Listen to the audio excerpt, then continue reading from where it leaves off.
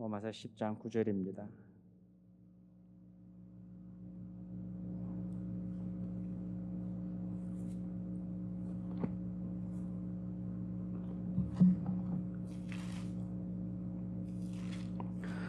로마서 10장 우리 9절에서 10절까지 같이 한 목소리로 읽겠습니다. 로마서 10장 9절에서 10절입니다.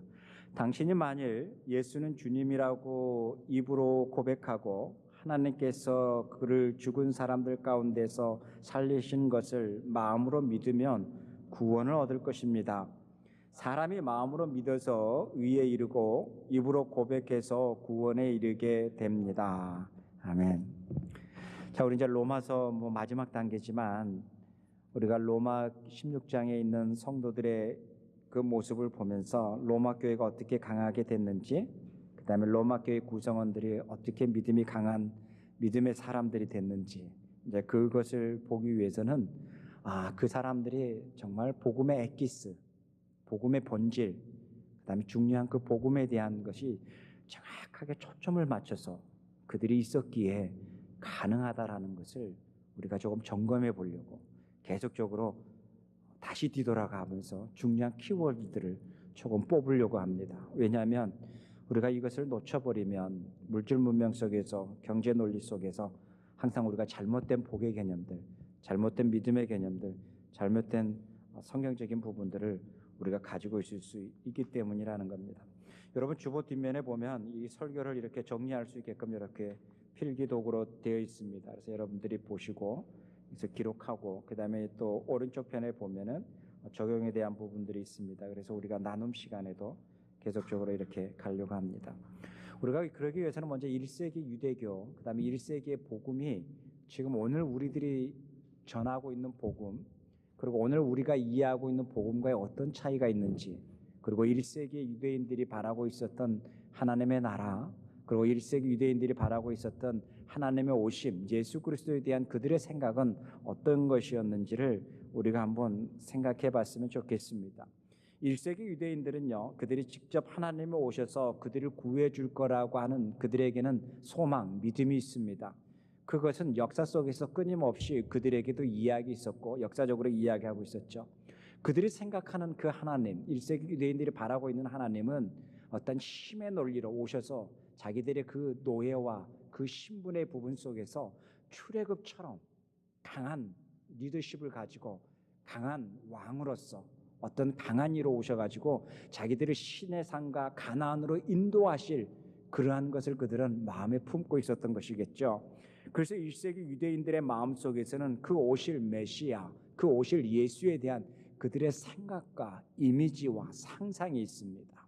그들이 생각하는 예수는 출애굽의 그 1500년 전에 있었던 그 강한 그 이스라엘 민족, 그 이집트 문명 안에서 그 파라오 왕 밑에서 유대 민족들을 출애굽시키고 그리고 그들을 신의 산을 인도하시고 가나안으로 인도하셨던 그 하나님을 그들은 기다리고 있었습니다.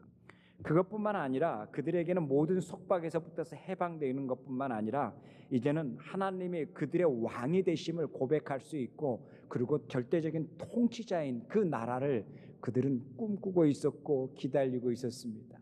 그런데요, 그들에게 나타난 이들은 뭐예요? 그들에게 온 것은 가나안 출신이 아닌 베들레헴이라 성경은 베들레헴이라 있지만 정말 그들이 생각했었던 예루살렘의 어떤 출신이 아닌 그 홈타운의 배경을 가지고 있지 아니하는 나사렛이라고 하는 유대민족 속에서도 그들도 관심 갖지 아니하는 지역에서 성장되었던 예수가 그들에게 나타난 것입니다. 그들이 생각했던 예수는 너무나 달랐던 것입니다.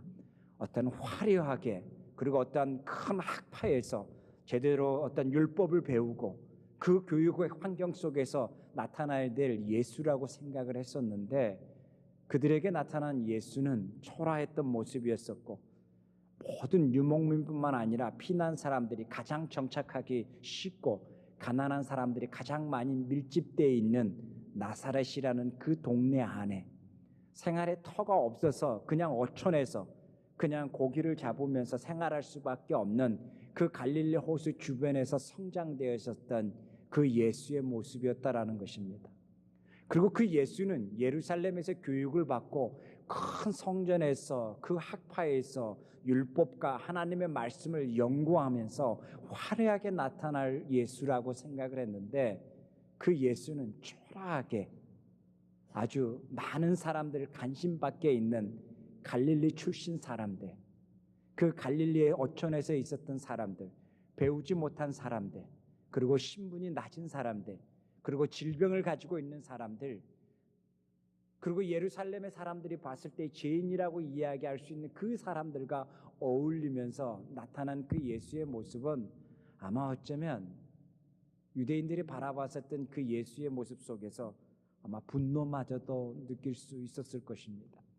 그래서 그들이 바랐던 예수, 그리고 그들이 생각했던 그 예수, 그리고 그들이 기다렸던 그 메시아 예수는 자기들이 생각했었던 그 하나님과 상상했었던 그 하나님의 나라가 아닌, 정말로 상상하기도 싫은, 그리고 정말 생각하기도 싫은 모든 사람들 앞에서의 대표성을 가지고 있는 수치한 모습으로, 그리고 가장 초라한 모습으로, 모든 사람들의 치욕의 모습으로, 부끄러운 모습으로 죽는 모습을 보면서 아마 모든 이들도 외면했을 것입니다. 그것이 바로 엠마오로 가는 두 제자의 사건에 보면 어떤 이야기가 나옵니까? 여러분에게 쉽게 설명하려고 스토리로 이야기하는데요, 그 사건에 보면 두 제자가 이런 이야기를 하지 않습니까? 우리가 기다렸던 그가 아닌 것 같아. 그도 죽었어. 그가 우리가 기다렸던 이가 아닌 것 같아 라고 이야기를 합니다. 그럴 때 그들과 같이 동행한 이가 바로 말씀을 풀어서 그들에게 이야기를 합니다. 그럴 때 그들의 마음속이 뜨거워져서, 그러면 그가 살아날까? 라고 해서 다시 예루살렘으로 되돌아가는 그러한 모습입니다. 동일한 거겠죠. 모든 사람들이 기다렸던 그 예수, 심지어 예수의 제자들마저도 기다렸던 그 예수는 바로 예루살렘으로 입성하기 전까지의 그 예수의 모습 속에서 갈릴리 출신의 그 예수 따르고 있었던 갈릴리 출신의 예수의 제자들의 모습 속에서도 바리새인들과 다르지 아니하는, 서기관들과 다르지 아니하는, 그리고 사두개인과 다르지 아니하는 그들의 생각의 모습도 우리가 찾아볼 수 있지 않습니까? 예루살렘에 입성했을 때에 누군가가 찾아와서 예수에게 이런 이야기를 하지요. 예수님, 예루살렘에 입성하게 되면 지금까지 저가 얼마나 많이 섬겼습니까? 그리고 내 자녀들이, 두 자녀가 얼마나 예수님을 위해서 몸소 섬겼습니까? 이제는 예루살렘에 입성하게 되면 내 아들을 꼭 기억해 주십시오. 이게 뭐예요? 예수님의 입성하기 전에 있었던 모습이었습니다. 그래서 한 아이는 오른편에 두시고 한 아이는 왼편에 두셨으면 합니다. 이것이 뭐예요? 어쩌면 모든 부모들의 마음 아니겠습니까? 예수를 바라고 있었던 모든 이들의 아마 마음이었을 것입니다. 그것뿐만 아니라 예수님의 제자들 또한 마찬가지였겠죠.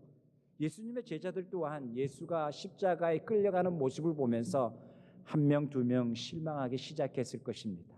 우리와 다를 것이 없는 그 모습, 그 수치와 부끄러움과 조롱 속에 있었던 그 모습, 많은 이들이 침을 뱉고 따귀를 때려도 아무 저항하지 못하고 정말 도살장으로 끌려가는 어린 양이라고 비유하는 것처럼 아무 힘없는 그 예수의 모습을 보면서도 우리가 3년을 헛고생했구나 라고 그들은 생각했을 것이다. 생각했던 사람들도 있을 것입니다.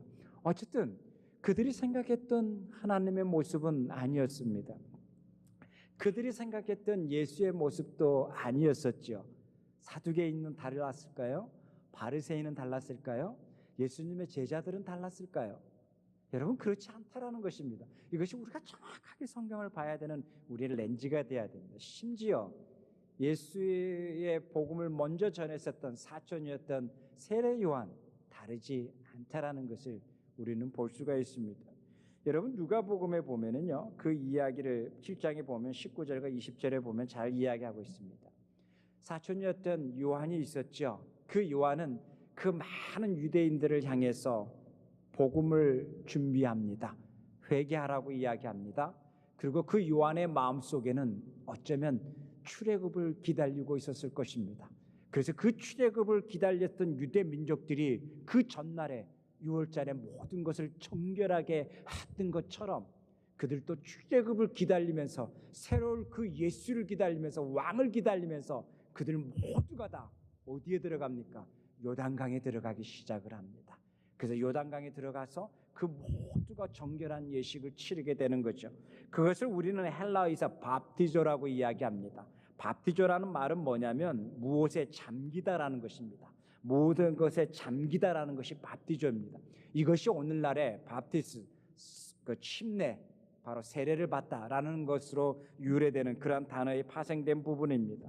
동일한 거겠죠. 누가복음 8장, 7장 19절과 20절에 보면 세례 요한이 잡혀 있습니다. 그러고 난 다음에 제자들을 통해서 예수에게 질문을 하게 됐죠. 그것이 19절입니다. 19절에 보면 아주 세례 요한이 얼마나 많은 해이에 빠져 있는가에 대한 단편적인 센텐스가 나옵니다. 오실 그이가 당신이 옵니까? 아니면 우리가 다른 분을 기다려야 되는 겁니까? 여러분, 이 말의 의미를 잘 생각해야 된다는 것입니다. 세례 요한도 그 옥중에서 오실 그이가 당신입니까?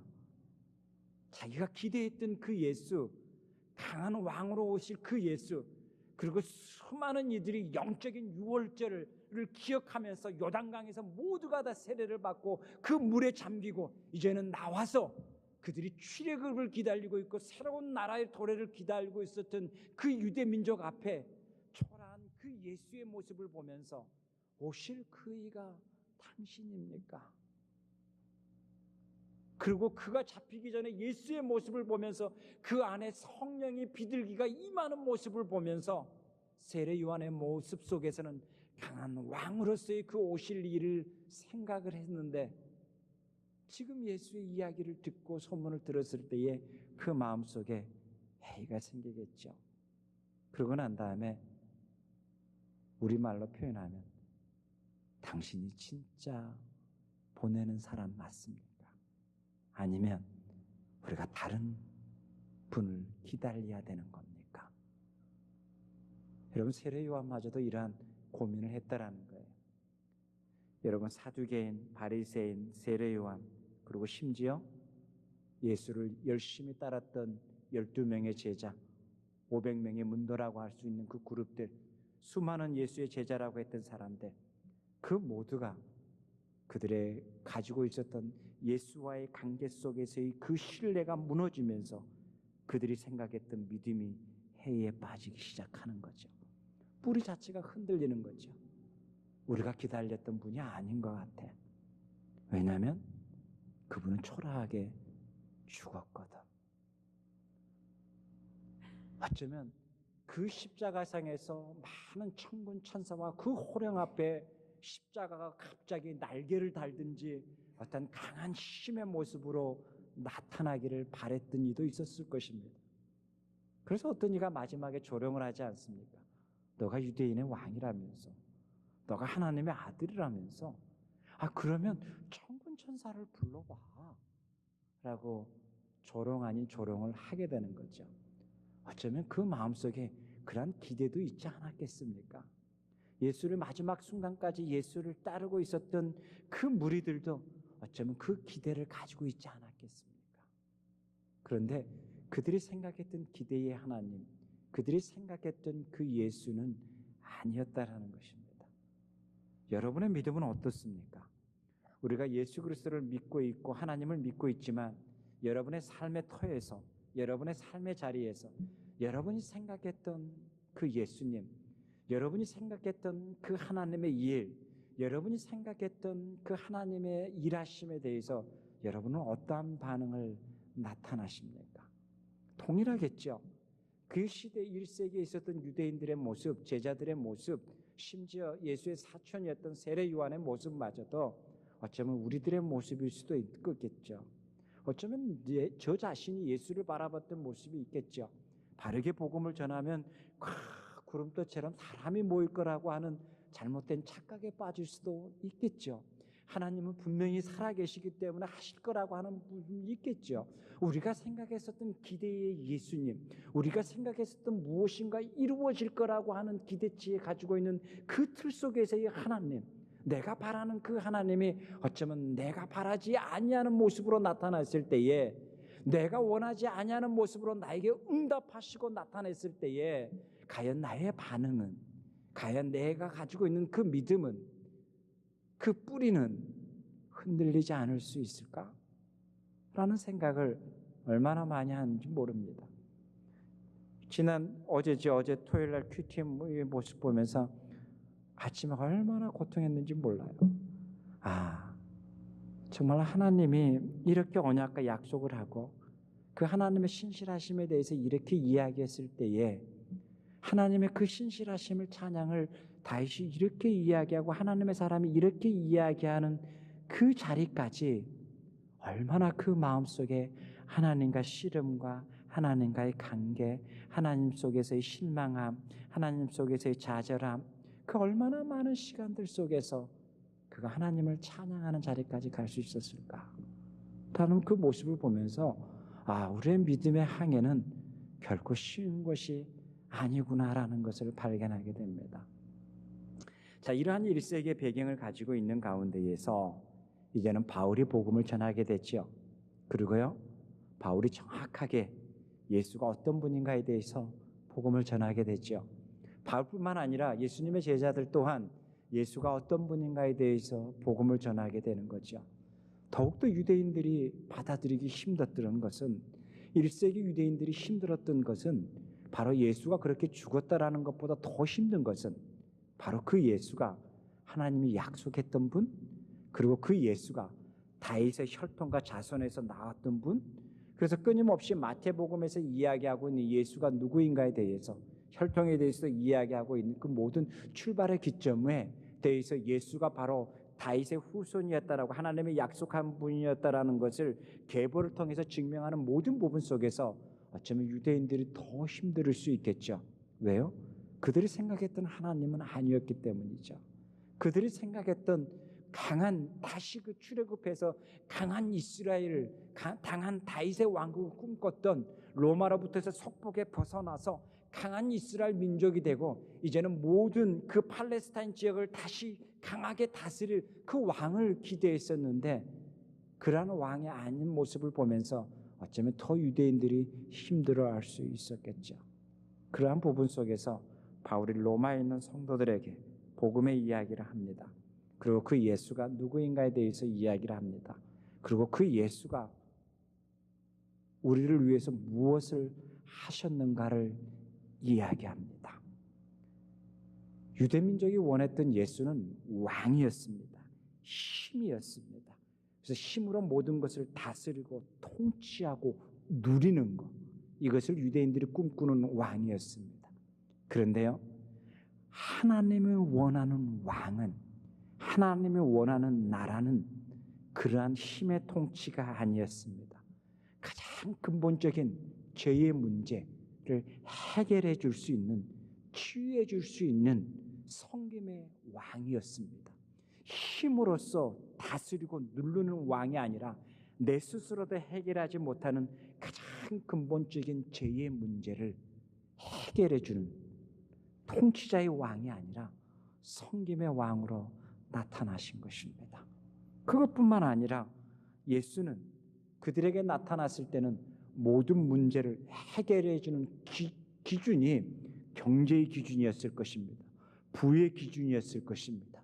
그러나 예수가 나타나는 해결의 기준은 경제와 부의 기준이 아니라 우리 스스로가 죄로부터서 자유함을 누리고 살 수 있는, 그래서 여호와에게 초점을 맞추면서 하나님 앞에 집중된 삶을 살 수 있는 삶의 자리로 우리를 초대한다라는 것입니다. 유대인들은 그 하나님은 모든 경제의 부유를 주고 가나안에 들어가서 모든 지파에게 땅을 나눠주는 것처럼 어떤 모든 것을 주는 하나님으로 보았지만, 부의 개념으로 보았지만, 하나님께서 예수를 통해서 우리에게 주는 부는 그러한 부가 아니라 오직 믿음으로써 죄의 자유함을 가지고 살아갈 수 있는 그 삶의 자리로 우리를 초대하고 있다라는 것입니다. 이것이 뭐예요? 영적인 우리의 하나님 나라의 토양이고 땅이라는 것입니다. 그러면서 이 복음이 예수님의 제자들 그리고 바울을 통해서 1세기에 전해지기 시작을 합니다. 여러분, 1세기의 로마라는 나라는 지난주에 생각했처럼 안토니아가 클레오파트라와 죽고 난 다음에 모든 중심이 이제는 서방으로 움직이게 됩니다.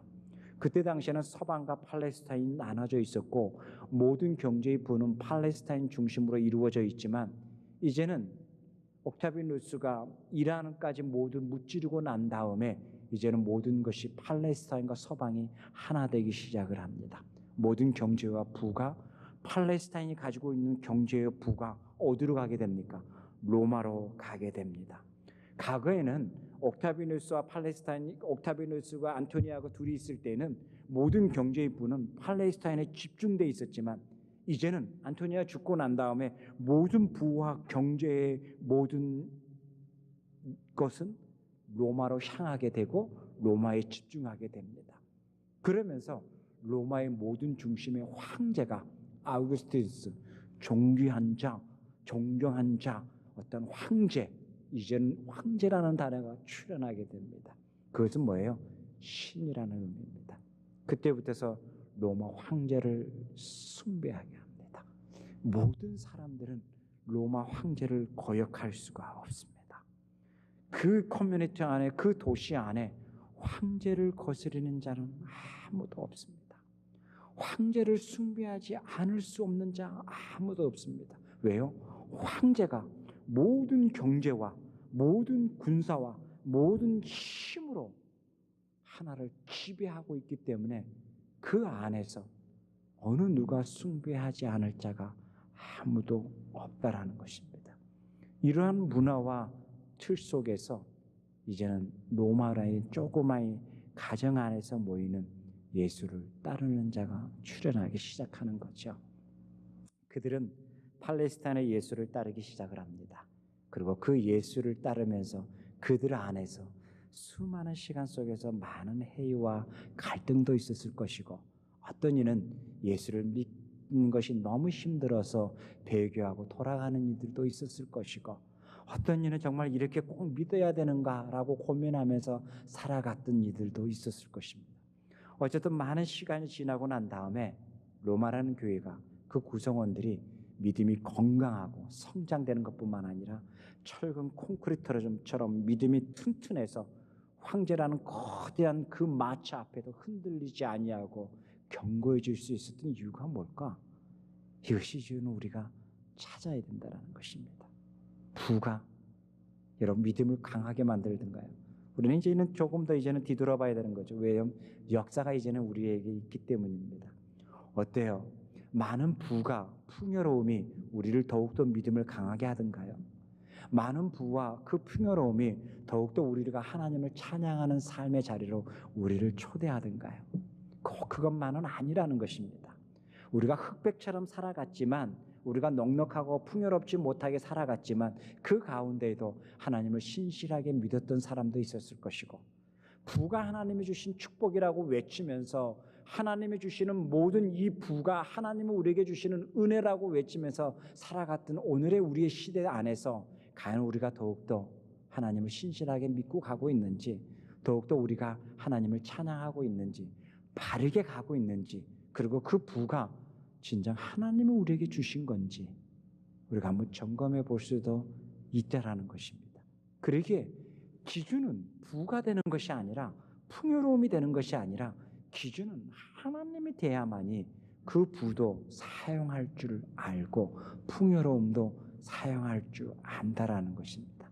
자칫 잘못하면 부가 우리의 우상이 될 수 있고 풍요로움이 우리의 우상이 될 수가 있다라는 것입니다. 로마인들은요, 부를 주시는 그 황제가 그들의 기준이 됐던 것이죠. 그러기에 그들의 신이 되었던 것이죠. 그런데 로마에 있었던 예수를 따르는 무리들은 예수가 그들의 기준이 되었던 것이죠. 그래서 그 모든 풍요로움 또한 그가 섬겨야 될 대상이 아니라 그가 사용해야 될 대상이 되었던 것이죠. 그가 섬겨야 될 대상과 사용해야 될 대상은 분명히 구분하게 갔었던 것이 로마 교회의 모습이었다는 것입니다. 그러면서 바울이 그들에게 믿음에 대한 뿌리, 흔들리지 않냐는 그 믿음에 대한 이야기가 오늘 로마서 10장에 대해서 이야기하는 겁니다. 9절에 보면 이렇게 이야기하죠. 만약에 당신이 예수를 주님이라고 입으로 고백하고 하나님께서 그를 죽은 사람들 가운데서 살리신 것을 마음으로 믿는다면 구원을 얻습니다라고 이야기합니다. 그런데 바울이요, 이 이야기를 하면서 바울이 에베소서의 2장에 보면 바울이 이 구원에 대해서 다르게 표현합니다. 그것이 뭐예요? 바로 이 믿음은 우리에게서 얻어지는 것이 아니라 하나님의 주시는 은혜입니다 라고 이야기합니다. 에베소서 2장 8절과 9절 제가 한번 읽어드리겠습니다. 너희는, 제가 개역개정으로 한번 읽어드릴게요. 너희는 그 은혜에 의하여 믿음으로 말미암아 구원을 받았으니 이것은 너희에게서 난 것이 아니요 하나님의 선물이라. 행위에서 난 것이 아니니 이는 누구든지 자랑하지 못하게 함이라 라고 이야기합니다.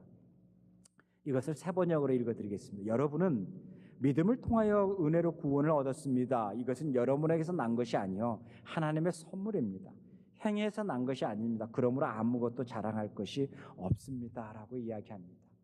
자, 동일하게 저자였었던 이 바울이 로마서 10장에서도 이런 이야기를 하죠. 10장에 보면 8절과 9절에 만약 당신이 이 주님을 입으로 고백하고 하나님께서 그를 죽은 사람 가운데 살리신 것을 마음으로 믿으면 구원을 얻습니다 라는 것입니다. 그래서 10절에 보면 사람이 마음으로 믿어 의에 이르고 입으로 고백해서 구원에 이르게 됩니다 라는 것입니다. 로마 교회 성도들은 이 9절과 10절을 그들이 마음으로 믿었습니다. 마음으로 믿고 그 예수 그리스도께서 자기를 위해서 죽으심을 마음으로 믿으셨습니다. 그리고 그 예수 그리스도께서 우리를 위해서, 나를 위해서 살으셨다라는 것 또한 마음으로 믿으셨습니다. 그리고요, 그들 또한 예수님이 부활하셔서 나를 위해서 다시 오실 거라는 것 또한 마음으로 믿었습니다. 여러분, 1세기에 또 잘못된 종말론도 있었죠. 어쨌든 간에 이러한 모든 부분 속에서 이들은 예수 그리스도를 마음으로 믿기 시작을 합니다. 마음으로 믿고 입으로 고백합니다. 그 속에서 왜 갈등이 없겠습니까? 왜 회의가 빠지지 않겠습니까? 그들의 믿음이 왜 흔들리지 않겠습니까? 그런데요, 그 교회를 구성하고 있던 사람들이 흔들릴 때마다 바울의 믿음의 편지가 날아왔을 수도 있고, 또한 유니아처럼 믿음에 또 경험했던 사람이 신앙을 견고하게 세워주는 또 바이블의 이야기, 그들의 삶에서 경험했던 예수의 이야기가 그들을 견고하게 했을 것이고, 또 브리스길라 아굴라와 같은 믿음의 사람들이 그 속에서의 회의와 갈등 속에서 어떻게 믿음이 견고하게 흔들리지 않으가 왔던가에 대한 그들의 삶의 이야기들이 하나씩 하나씩 어울려지면서 그들이 견고한 믿음, 흔들리지 아니하는 믿음으로 성장되었겠죠. 오늘날처럼 성경 공부 교재가 있었던 것도 아닐 것이고, 오늘날처럼 책자가 있었던 것이 아니고, 결국 그 믿음을 경험했던 믿음의 선배들, 믿음의 동역자들, 믿음의 이웃들이 그들의 바이블이 되었을 것이고, 그들의 교과서가 되면서 더욱더 견고하게 그 신앙과 그 교회를 세워나갔을 것입니다. 여러분, 믿음은 이러한 것이라는 것입니다. 지정이 또한 마찬가지겠죠. 우리가 믿음을 항상 우리가 책에서도 공부한 것처럼 믿음은 결국 뭐예요? 이성에서만 머물러 있는 것이 아니라 우리가 끊임없이 체험되어지고, 그리고 그 체험되어지는 믿음이 우리에게 뒷받침되어지는 그 말씀으로 다시 확인되어지면서 믿음은 견고해지고 뿌리 내린다라는 것입니다. 그러기에 저와 여러분의 믿음의 항해를 하기로 결정을 했다면, 우리가 마음으로 주님을 믿고 고백하기로 했다면 동일한 거겠죠.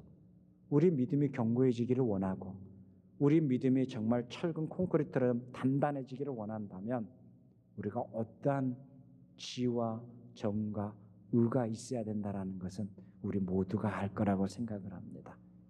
우리의 의지가 있어야 되겠죠.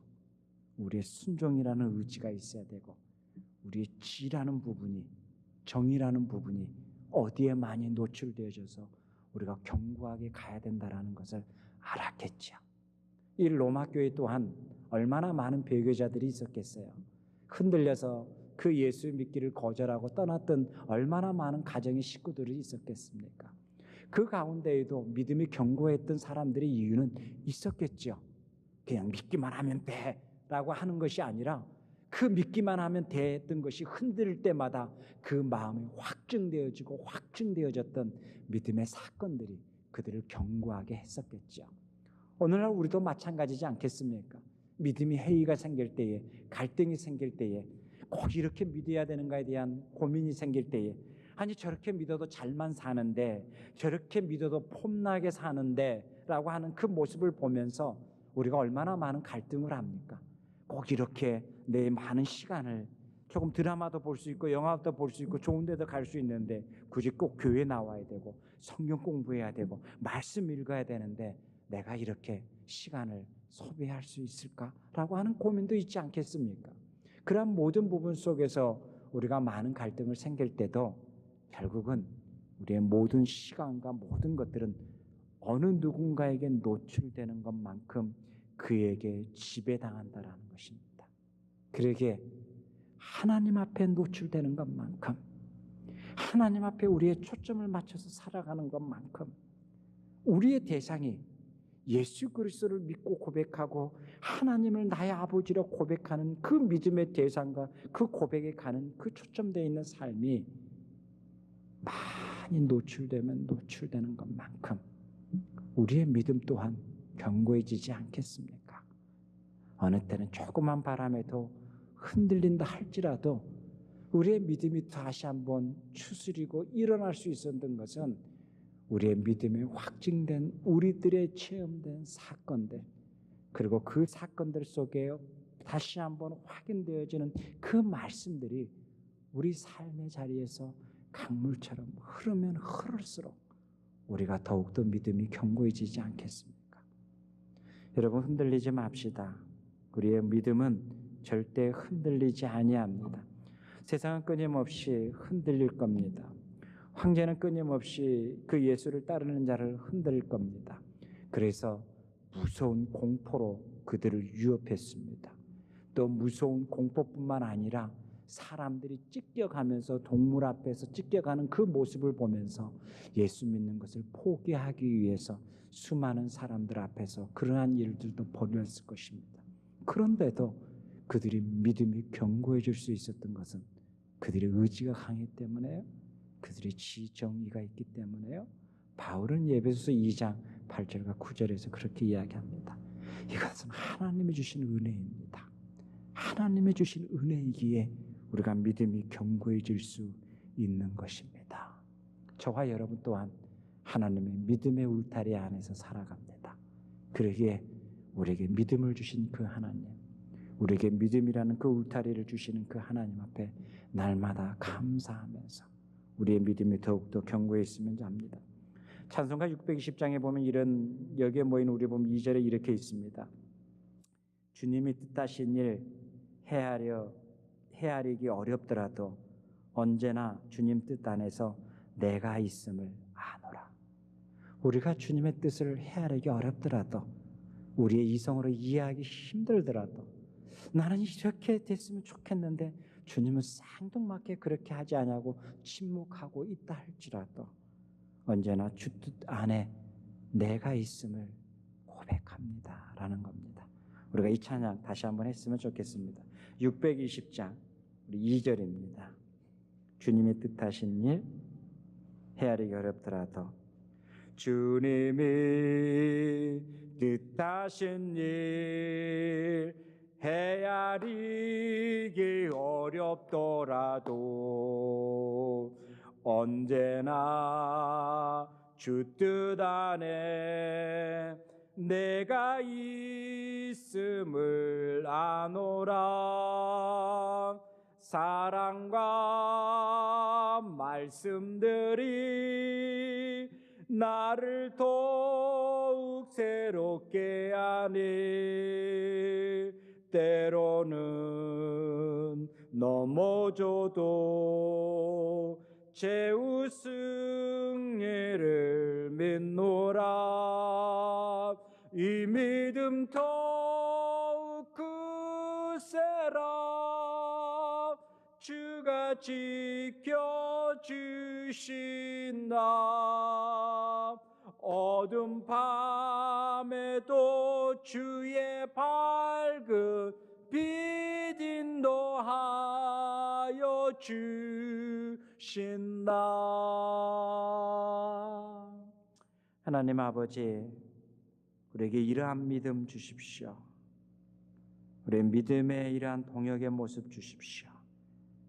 그래서 때로는 넘어져도, 때로는 우리가 무너진다 할지라도, 때로는 이 믿음의 길을 가는 것이 나 혼자만 가는 것 같다라고 하는 긴 터널 속에 있는 것처럼 느껴진다 할지라도 최후 승리를 주시고 또 늘 우리 위에 밝은 길을 인도하실 분을 예수 그리스도이심을 고백하면서 갈 수 있는 우리의 믿음의 향해가 될 수 있도록 인도하여 주시옵소서.